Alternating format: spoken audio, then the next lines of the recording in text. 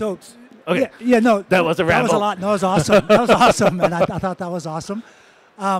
So this was the scary part that we were talking about, right? And I think where humans have to think about a shift in thinking about AI, how to develop AI, right? Because what scared me, Amr talked yesterday about AI, and about having, there are going to be cases where there's a closed loop decision by AI. Humans aren't even involved, right?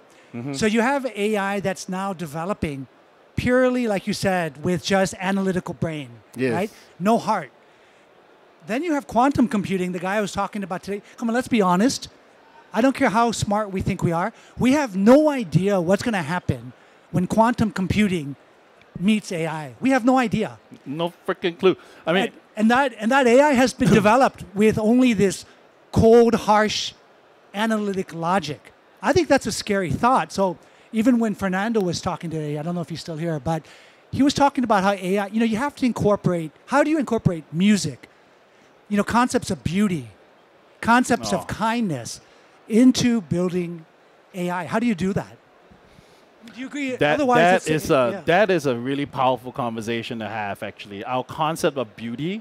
But going back to AI and quantum, first of all, we don't understand quantum. We don't really know how it's going to be used. But secondly, we also don't even understand AI, or we don't understand the way neural nets actually create the outputs that it creates. That's part of the alignment issue, right? We don't actually know how it gets from point A to point B. We know we feed it data, into point A, and we know we get an output point B. But ask any machine learning scientist what those direct links are, they can't tell you because it's based on probabilistic weights.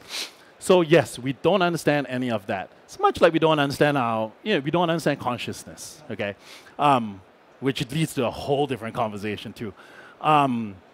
Sorry, and so you were saying AI, quantum. Is this scary? And only AI that's learned from only analytical brain with no heart, empathy, emotion. So for those that came because of this topic, there's a huge opportunity right now, but not even a huge opportunity. I think it's actually crucial for us to interact with artificial intelligent agents in a meaningful way, to actually develop the language that it can use in order for us to understand the instruction set we are giving to them with the minimization of unintended consequences. Because we as human beings tend to believe that we want to go for a certain metric. Look at GDP, for instance.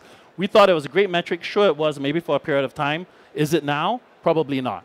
Many unintended consequences, not holistic in any meaningful way.